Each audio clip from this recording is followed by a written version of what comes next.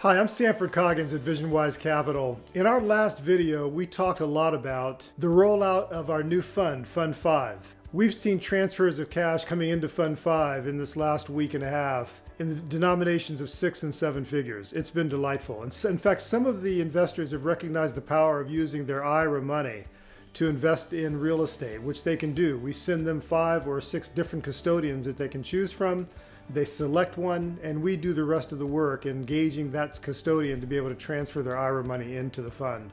I'll tell you, the advantage of that is the IRA offers a tax-deferred structure very much like a 1031 exchange, and yet without all the hassles. But today what I want to do is I want to tell you a little bit about something that is a very commonly used term, but I find very often not understood very well by many of our investors, and that is this most important number, probably the most important number to evaluate an income property, and that is net operating income. Many people use things like cap rates to describe the value of properties, or they'll use something like gross rent multiple. But if you don't understand net operating income in a real accurate way, you can find yourself misusing other metrics and devaluing or overvaluing a property that you want to purchase. Let's talk about net operating income. First, the big picture. Net operating income is found by subtracting expenses from the total revenue that a property generates. But we have to be very specific about what expenses and what revenue to consider. So let's start with revenue. We start off with rental income, and there's a big number for that that is supposed to be collected that is not always collected. That's called gross scheduled income. Subtracted from that, you have to include those rents that are not coming in. We call that a vacancy factor. In fact, we just presume that not everyone is going to pay their rent on time, and then we plug in a number. That's usually a 3 to 5% number of vacancy that we just allow to economically not come into our account on time. What then drops out of that gross scheduled income is an operating number called gross operating income. That's the money that you should be collecting every single month, and it should be on time from all of your residents. That's the starting point of a really accurate net operating income calculation. Let's continue. If we subtract from that gross operating income those expenses that are required to operate the buildings, then that's your pathway to get to net operating income.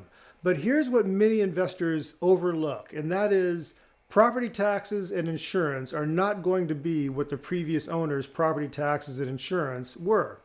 So when you're evaluating expenses, you must consider putting in your own property taxes as a buyer that will be based on the price that you're paying for the property. If you miss that one, being that that's one of the most expensive operating expenses that you're going to find, insurance is the next biggest number. It's not going to be the same as the rent roll that you received and the P&L that you received from the seller in your due diligence. It's going to be your number based on what you paid for the property. All of the other expenses then have to item by item be evaluated for accuracy based on your ownership. Poor management, for example, will drive up costs that you may not have. On the other hand, the previous seller may be managing the property and not paying themselves a property management fee. That's not your deal. You're going to hire someone. You need to include their cost in your operating budget.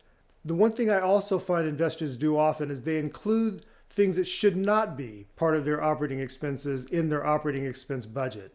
Things like capital expenditures. And we're going to have another video that's going to talk specifically about how to budget for your capital expenditures so that you don't overspend in improving a property, but instead give you a metric so that you can identify just what number does make sense for me to use to upgrade the property to get maximum rents. Something else to recognize is that when you calculate your operating expenses, do not include your mortgage. That is not part of your operating expenses that will get you to a net operating income. The reason net operating income is so important is because of two major factors. One, it tells you how much a bank is willing to lend you on the property that you're buying. If you miscalculate your net operating income, your lender won't. And it could leave you scrambling to get a loan the size that you need to close escrow on that property. The second thing accurately identifying net operating income does for you is it allows you to understand what your cash flow is likely to be on that property. You need to make sure that you're getting a return on your investment, and you need to make sure you understand how close you are to possibly going negative in your operating cash flow. If you don't have net operating income calculated properly, you'll never know the difference until it's too late. How much of this information do you need to know as an investor? you should know it well. But if you don't have either the aptitude or the desire to fully understand the mechanics of the math in buying an income property, that's where VisionWise Capital might be your choice investment. That's what we do. We scrutinize expenses to the nth degree. We add operating income by virtue of reducing those expenses and give us more cash flow, called net operating income. With certainty, I can say that the best managers of income property will figure out how to reduce their expenses while raising income and be profitable on every single asset they purchase. I just want you to know that Fund 5 is alive. And we have our first property identified, a 12-unit building in Costa Mesa. It's going to be an outstanding return opportunity for all of us.